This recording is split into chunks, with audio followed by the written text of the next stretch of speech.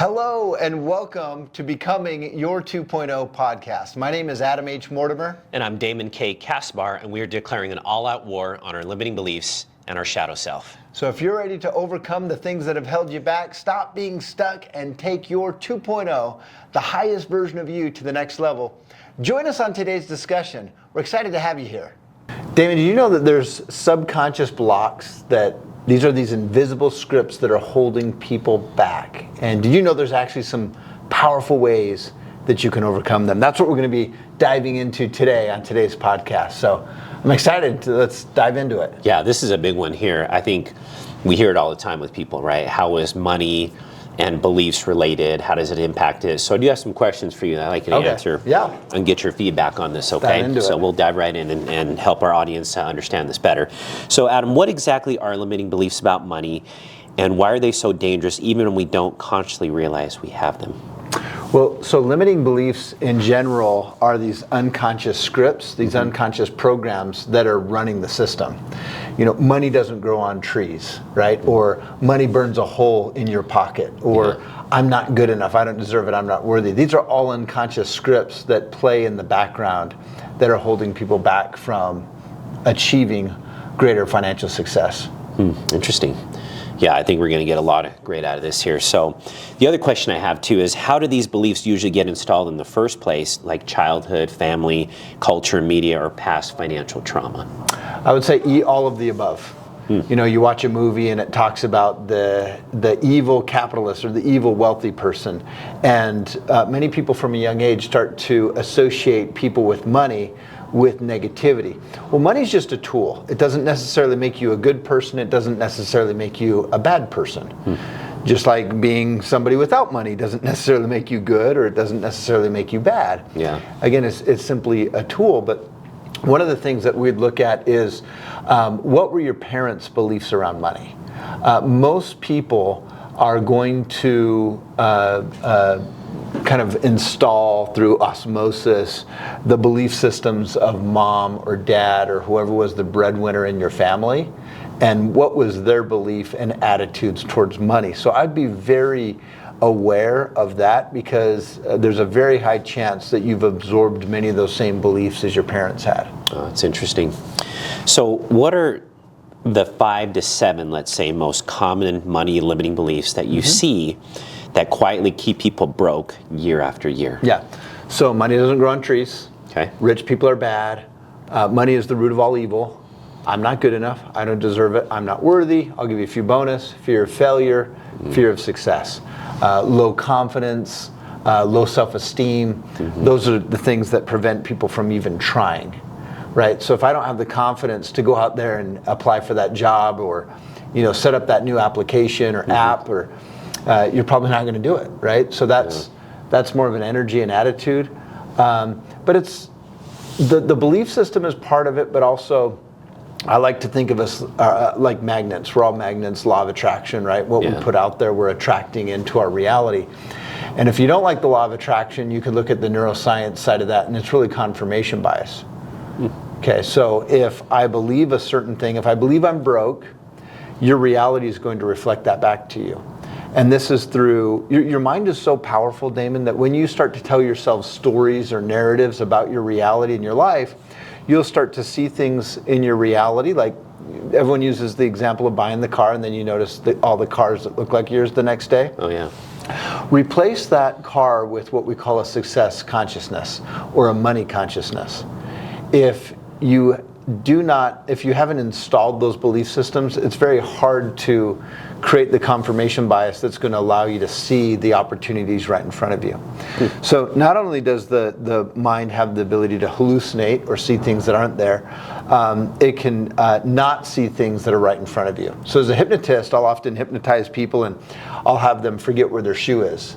And they'll sit there with their shoe in their hands, and I'll say, for $100, can you show me where the shoe is? And they'll be like, no. And the audience loves it, right? They laugh hysterically. But it's to that person, because they believe they don't know where the shoe is, they legitimately cannot see it. And this has been proven through neuroscience that we do have the ability to negatively hallucinate.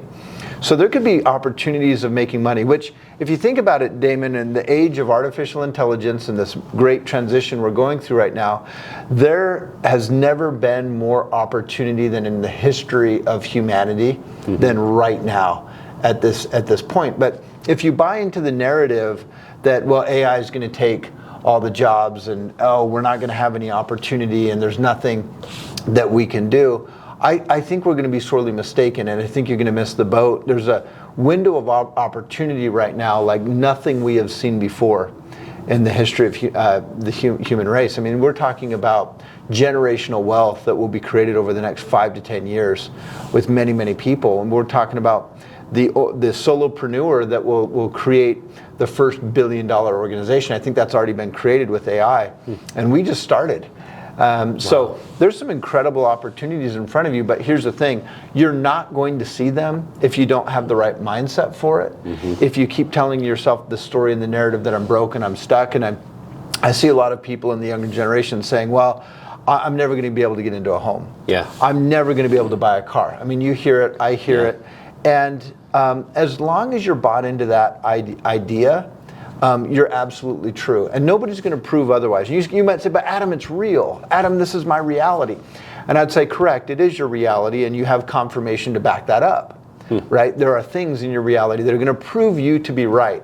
But do you want to be proven right, or would you rather be wealthy? And those are two different questions. Because if you want to be proven right, congratulations, you're right, and you are not going to change anything about your life.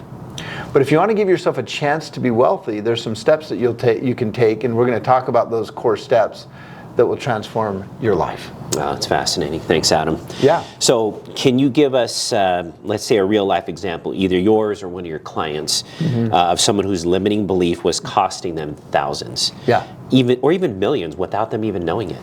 Yeah. It is your beliefs that create your reality more than your reality creates your beliefs. If you go further upstream, I like to say it's your identity that creates your reality more than your reality creates your identity. So everything flows downstream from identity, right? So we have to start there. But I did talk to this client that he was struggling with paying off his debts, and we'll call him Jared. And as I was talking to him, I wanted him to set a certain amount of money aside to start paying off his debts, and he told me how much he could use to pay off his debts. And I don't know what inspired me to do this, but I said, Jared, that's not good enough. I want you to do 10 times that amount. Damon, I could have sworn I heard his jaw hit the table. He was going, what are you talking about? I can barely do this much money. And you want me to do 10 times that amount, Coach Adam? Are you crazy? Are you out of your mind? I said, yes, I am crazy. I am out of my mind. But here's the thing. I want you to just get a little delusional for right now. I want you to start to see yourself as the type of person that knows how to create 10x the amount of money. And he said, Adam, and it really took everything in him just to agree to do this. He said, well, he said, what? So just act as if? And I said, exactly. So when I go home, I'm just going to pretend that I'm making all this money and I'm on doing all this and I'm acting as if this happens. I said, yes.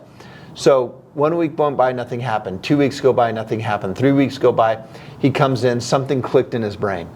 He said, Adam, I see money-making opportunities everywhere. Not only do I think I can do 10 times, I could probably do 11 times that amount of money. And so anyway, he was able to shorten his debt-free date from 7 years. I think we got him down to 2 to 3 years. Wow. Everything, including the mortgage, paid off and debt-free. And so my question is, would he have seen those opportunities if he continued believing that that's as good as he could get, that's as far as he could go? And I would argue that absolutely not, all right? It takes somebody sometimes outside of you believing in you. This is why coaching is so important, that can help you jump timelines. It can help you level up your vibration, level up your energy, which will allow you to start to experience a new reality. Yeah, I love that. Thanks, Adam. So what are the sneaky signs that someone listening right now has money limiting beliefs running their financial life? Some things are kind of subtle. Probably the most, it's probably not so subtle, but you'll have a feeling of being stuck. Okay. You'll have a feeling of just, you show up every day doing the same thing and nothing's changing. You'll have the feeling that I've tried everything and it's not working. And or you'll hear that voice inside of your head speaking in terms of a narrative. Well, all Mortimers aren't designed to be wealthy. You know, sometimes people say those, you know, my mom told me I'm bad at math, therefore I'm bad at math, or hey, my family's never been wealthy, or hey, we're coal miners, or hey, we've always been blue collar, therefore I'll always be blue collar. And these programs, the sneaky part about them is if left unchecked, you won't even notice it. I mean, how you know, just think about, for those listening, how many times have you been aware of your breathing since we've been on this call? Okay, probably no one until now, because it's an unconscious process. In the same way, these belief systems are operating in the unconscious. So if these are left unchecked, you're going to keep living your life. You're going to keep thinking that this is just the way it is. There's nothing anybody can do about it. And I get that what I'm saying is a bit threatening to a lot of people's stories and paradigms that they have running in the background. So if you find yourself arguing with this podcast, arguing with what Coach Adam is saying, just know I love you, I appreciate you, and I'm not here to ruffle any feathers. But at the end of the day, if you're being triggered by something that is designed to help you, then maybe you need to check yourself before you wreck yourself. Okay, you need to check in and say, what the heck's going on? And check, because if what I'm saying is true and you're fighting it, then right there's your biggest red flag that you know you are in subconscious resistance if you're resisting the medicine that's designed to help you. I like that. Maybe we do need to ruffle some feathers, right? Yeah, so maybe we that's are why here we're to doing ruffle some feathers. Yeah, there I'm you just go. throwing it out there. Why not? So you've created an exact 5-step process to clear these beliefs and unlock abundance, right? Yes. So walk us through step 1. What is it? Why does it matter? And how do listeners do it today? Yeah. So remember, the foundational framework before we even begin the 5-step process is, who do I want to become? You know, committing to being wealthy. I remember years ago writing on a piece of paper, writing my name and writing I am wealthy, and then signing and dating it, and letting that identity start to seep in. Yeah. See, most people will never become wealthy because they can't see themselves as a wealthy person. They just can't see it. Or they don't make the effort to see it, or they have so much resistance to seeing themselves that way that they don't even begin the first steps. So let that be your foundation. Now, if that means you've got to get a little delulu, right? Yeah. Get a little delulu so that you can start to create that new identity. So I would say that's foundational before we start the 5-step process. So do the identity work, make sure you have that set up. Start to say some affirmations. I am wealthy. I got this. You know, I'm meant for abundance. You know, start saying that over and over. I used to say that thousands of times in my head. I am wealthy. I am wealthy. I'm abundant. I got this. You know, I'm meant for abundance. So you start to create that identity. Then we go to the 5 steps. Number 1, identify it. Identify the limiting belief. Notice, do you feel comfortable around wealthy people, or do you feel like I'm out of my play? I'm out of my element. I don't belong here. So start to get around wealthy people. Adam, I don't know how to get around wealthy people. Go join a meetup group for investors. Go join a meetup group for real estate investors or stock investors. There are ways to get around wealthy, affluent people. Go join a country club. Well, those are $1,000 a month. You know what? Drive Uber on the weekends to pay for the country club membership. To start. You see, a wealthy person finds a way. They will always find that they don't even worry about the how, because they know their mind is going to figure out the how. A poor person will always find a way not to do something. So if I'm giving suggestions and your mind is immediately going to shutdown mode, it's immediately going to why it's not going to work, then chances are you're suffering from negativity bias and also confirmation bias. And you're literally just seeing what you've programmed your brain to see. Wow. Okay? So number 1, identify it. Common limiting beliefs. I don't deserve it. I'm not worthy. Fear of failure. Fear of success. I'm not enough. Money doesn't grow on trees. I'm not supposed to be wealthy. I'm not smart enough. You know, any of those types of belief systems or stories or narratives. When it comes to money, just think of money itself. What are some of the first thoughts that pop in your mind? Is money a negative topic? Was it a negative topic in your family or household? Was it a positive topic? Was it something you were excited to talk about? I've noticed creative people that know how to generate money, generate wealth, they have no problem talking about money because they have a good relationship with it. Broke people, people that maybe didn't, they're not really the creative types, they have a harder time talking about it. They don't have that good relationship with money. So identify, what's the limiting belief? Rate the emotional charge on a scale from 0 to 10. How strongly do I feel this? 10 would be I feel it strongly. 0 would be I don't feel it at all. That's, I go through these different beliefs in A Monk in My Pocket, the app that I created. I actually go through each one of these. Yeah, awesome. So it's directly tied into this. Rate it on a scale from 0 to 10. How strongly do you feel it? Then you use a metaphor. So you give whatever it is you're experiencing. Let's say I have the limiting belief I'm not good enough. Give it an object. This allows your subconscious mind to give form to the formless. Right now, this belief is just kind of nebulous in the cloud of your subconscious. But if I can give it a size, a shape, a color, it allows the subconscious to go, oh, that's what you're talking about. You're specifically talking about this neural pathway in this neighborhood. Does that make sense? Yeah. Gotcha. It basically gives it an address and a destination and a location of where to target what we're going to do next, or what we call synaptic pruning. So we're disassociating those negative beliefs from the negative emotions. So to recap, you identify the limiting belief, you rate the emotional charge on a scale from 0 to 10, okay. You do the metaphor, right? So that's where you give it a size, a color, a shape, and you pull it outside of the body and you chop it up and destroy it. So symbolically, you're letting it go. This allows the mind to target it. You re-rate it, so you come back and say, okay, how strongly do I feel it now? And then if it's anything other than 0, step number 5 is rinse and repeat. Go back through those steps until you're able to turn that emotional charge off. Emotion is a key driver of human behavior. Identity is a key driver of human behavior. So if I can influence identity and the emotion, that's going to be the fastest way to start to shift.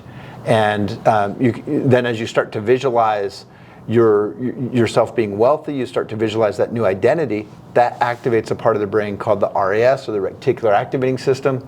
It's the part of the brain that literally tells your brain what to pay attention to and what not to pay attention to. So it's really important, and I'd encourage people to go out and study that and learn how to influence that part of the brain. Oh, that's awesome. So step 2 is where I'd say most people get stuck. What does it involve, and what practical technique makes it actually work? Yeah. So step 2 is you are rating the emotional charge. And I think a lot of people, sometimes they don't really know what that means or how to do that.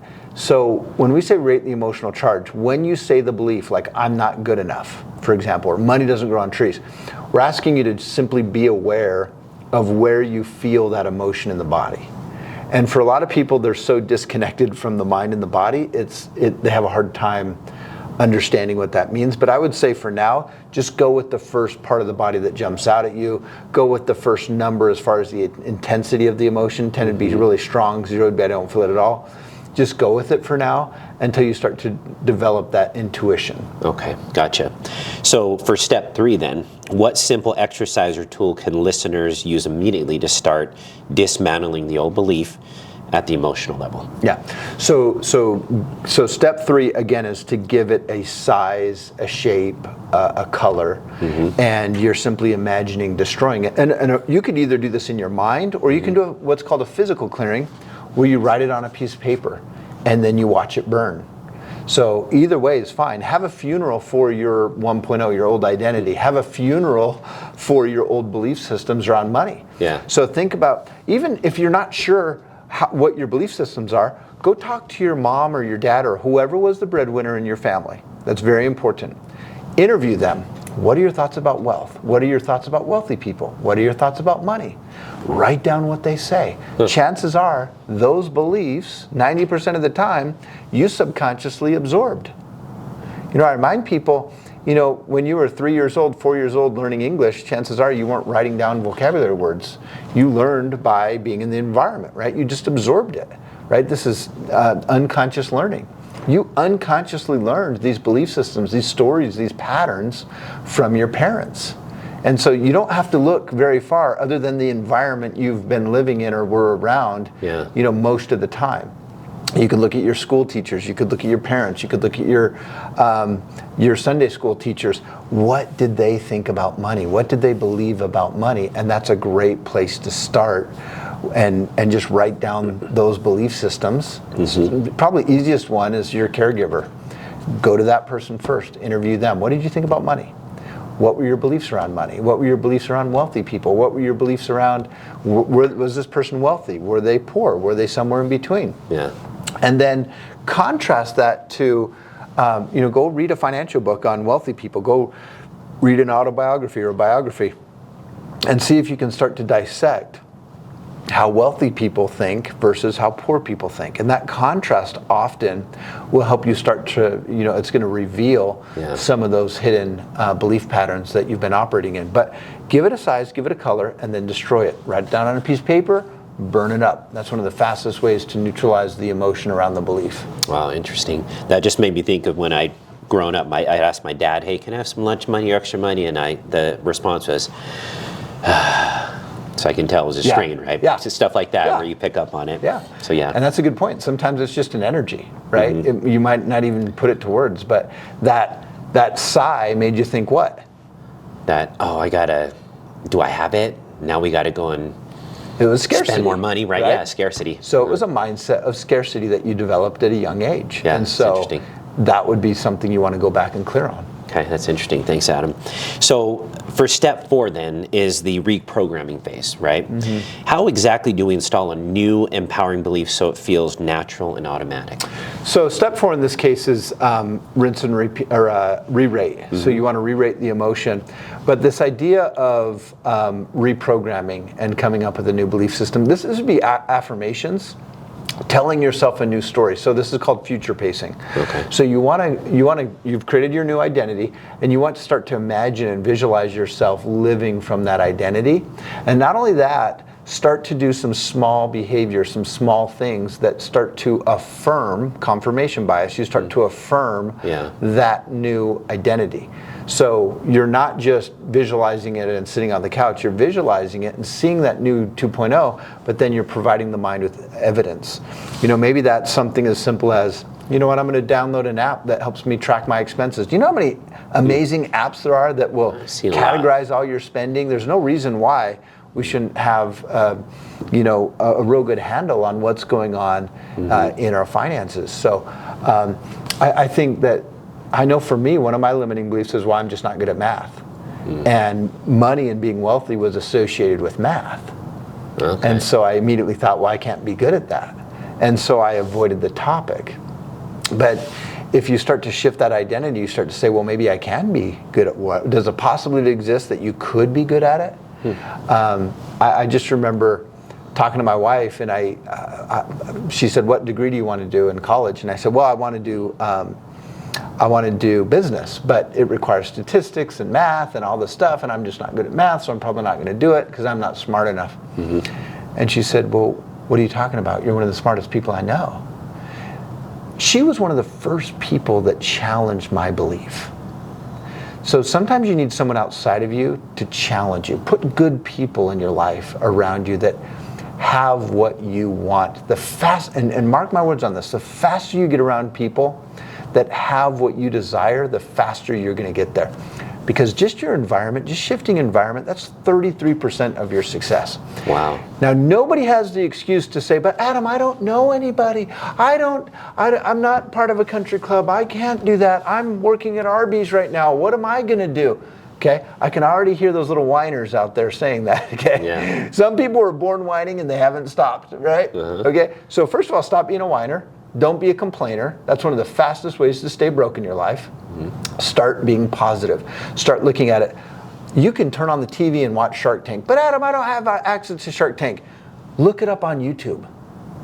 Start dissecting Kevin O'Leary. How does Kevin O'Leary think on Shark Tank? I got to speak on stage with him out in Florida. Or how does, all these wealthy people, how are they thinking? How are they processing? Ray Dalio, who does an incredible dissection of the economy and how the economy works and how money works.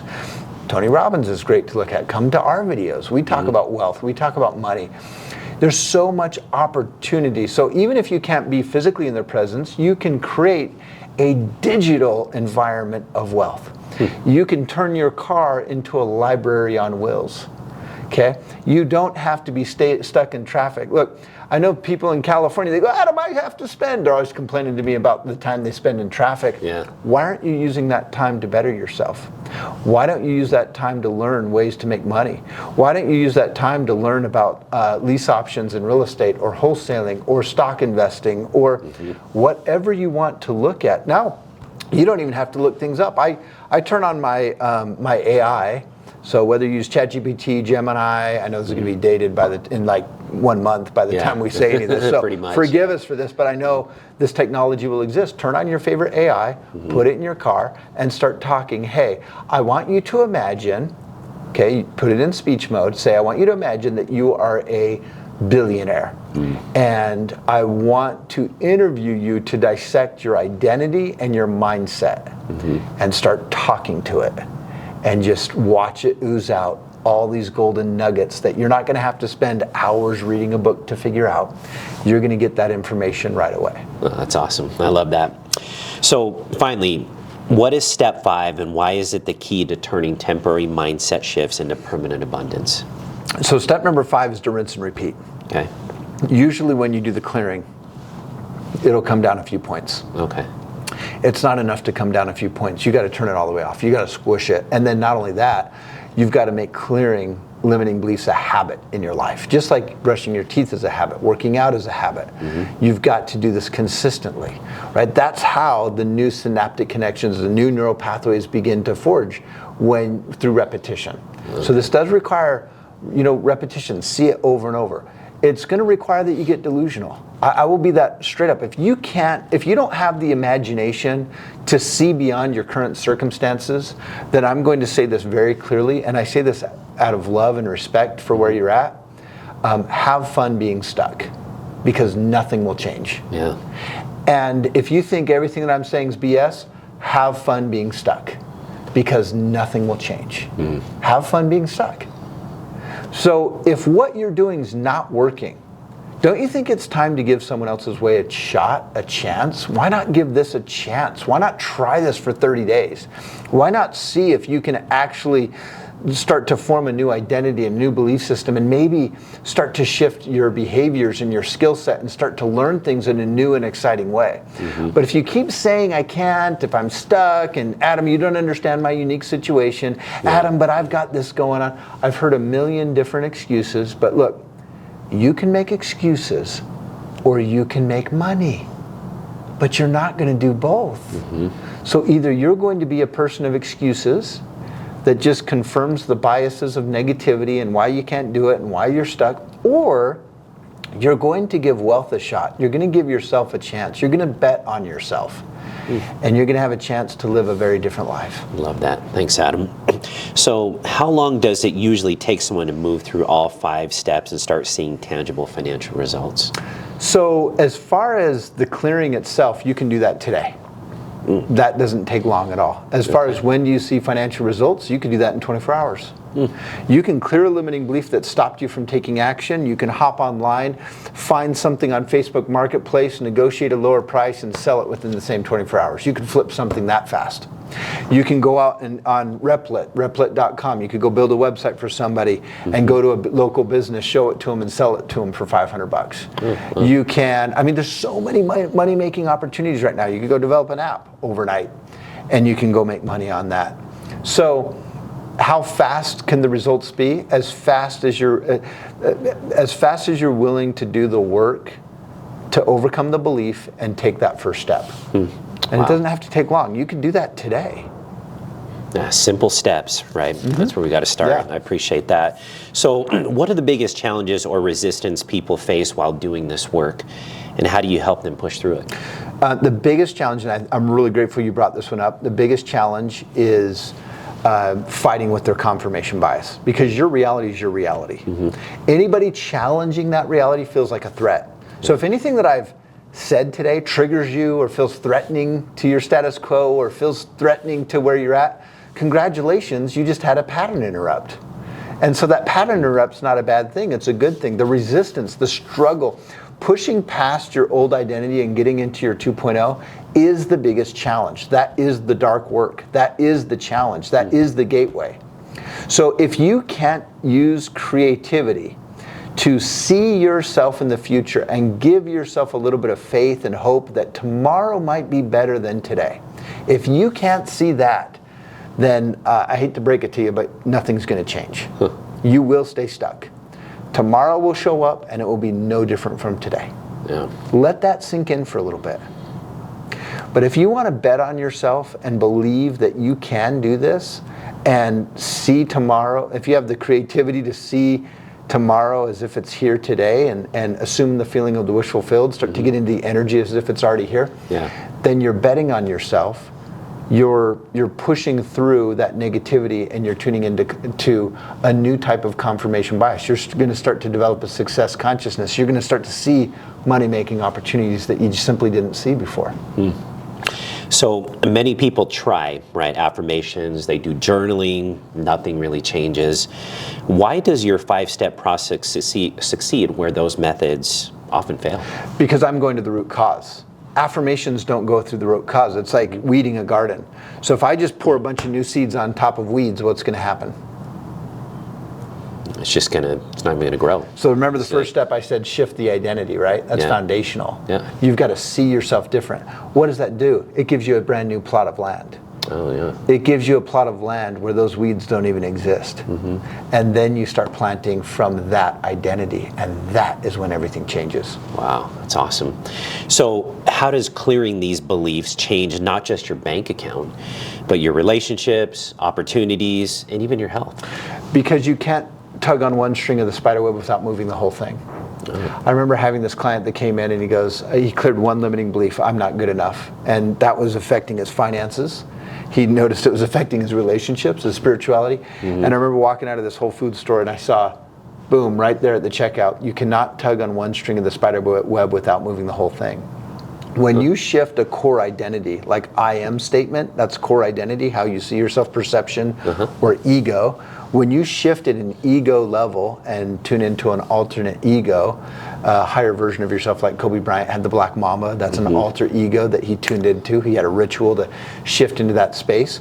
You're going from a place of limitation to limitless. And so shifting that identity is an absolute game changer. And one belief, because the brain is like a spider web of connections, can literally influence every single area of your life. Wow, that's fascinating.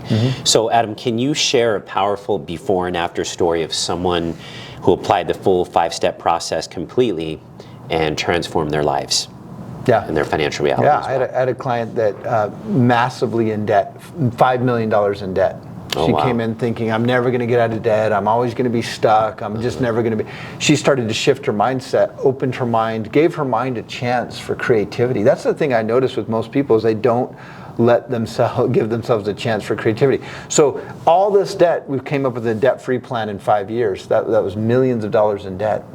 And she was able to go out and execute on that and make that happen. Wow. And so massive things happen when you give yourself a chance, when you give your mind a chance. But when you shut it down when you have a narrative that you're bought into, your brain's going to say as you wish. And it's going to through confirmation bias. If you don't know what confirmation bias is, I've mentioned it a few times, please go study that. Learn how that works. Learn how your preconceived ideas about who you are and your emotional state and your belief system all tie into how you see the world. Literally what you see and what you don't see is influenced by confirmation bias. Think about that for a minute. What you see and what you don't see.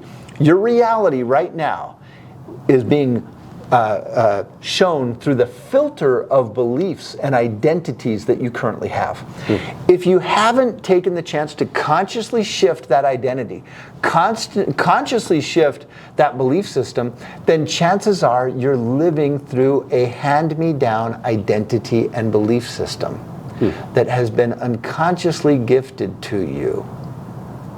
Interesting. And then you're watching that reality show up and you're just saying, well, this is just who I am. This is just how life is. It doesn't have to be that way. You're looking through life through a filter. I'm saying get rid of the filter, see life as it truly is, which is infinite possibilities, and see yourself as who you truly are, as a being of infinite potential, infinite possibilities, and you'll start to peel back the layers of conditioning and programming that's kept you stuck. Wow, so fascinating. So for listeners who grew up in poverty, or they have deep financial shame, for example, how does this process address the emotional and the identity level blocks?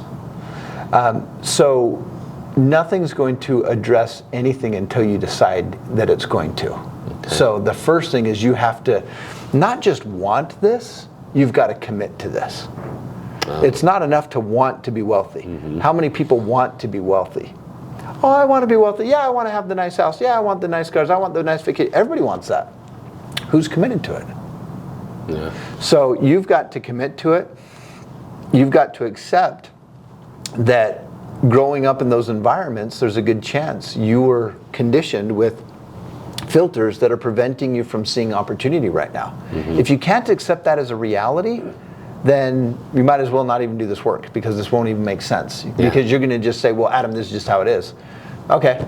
Then if there's no hope for change, you shouldn't even be watching this podcast right now. Yeah. Right? But if you really believe that something can change, and you have that hope and that belief, mm-hmm. then amazing things can happen for you. Yeah, I love that. Committed to it. I've heard you say that several times, and it totally changes everything. Yeah. So what daily habits or micro practices do you recommend to protect the new abundance mindset so old beliefs don't sneak in and take over? Gratitude is huge. Mm-hmm. Live in the moment, because limiting beliefs can't exist in your presence. They can only exist in your absence. Mm. So when you're not present, Damon, who's running the show when you're not here? Who knows? Your program. Outside. Yeah. Yeah, your conditioning, your program. It's not you, right? It's your conditioning and your program. So living in the moment, gratitude is huge. Affirmations, those do work. Those are powerful. Mm-hmm. But make sure you have the identity or the fertile ground to support those new affirmations. And then don't only just say the affirmations, learn how to relax the mind, get into the alpha theta brainwave pattern, learn how to retrain and recondition the mind, say the affirmations with feeling. Assume the feeling of the wish fulfilled is a great energy to get into. Acting as if is a great habit to get into. Being positive, starting to turn it, TIISG, turn it into something good. Instead of looking for why something's not going to work out, start finding the reasons why it will work out. Start taking those risks, calculated risks.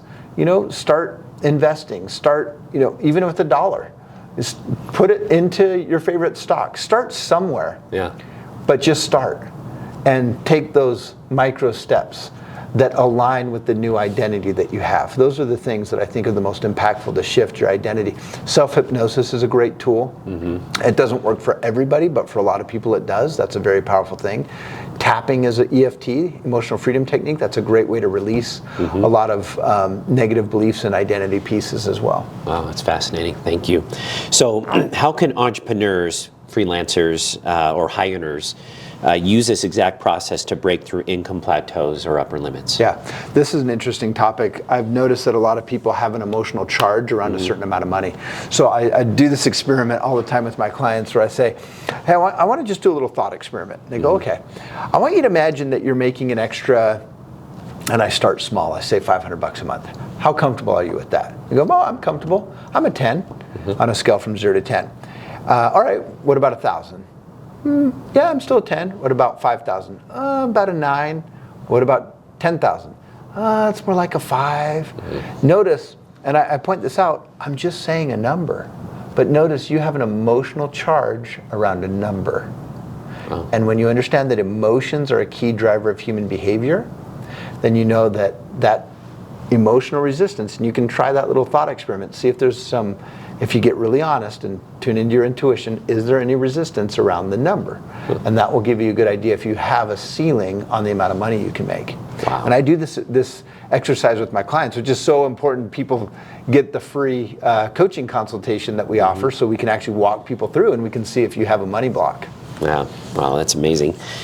And what's one quick mindset shift or question listeners can ask themselves every time they feel money anxiety or self-sabotage? I like the question, what's right about the situation that I'm not getting? So when you find yourself self-sabotaging, find the good in it. Let's write about this, find the opportunity. Any problem you have, there's an opportunity for it. Something my mentor would always teach me is, he went to go get a drink, and one of his friends was complaining about how much sugar and carbohydrates are in margaritas. Oh, yeah. So the idea came, well, why don't I make a recipe book on sugar-free, carb-free margaritas? And he ended up selling 1 million copies of it. Wow. And so when the big mindset shift is, find the complaint and see the opportunity in it. Be around business owners. What do they complain about? What are they struggling with? And find the solution to that.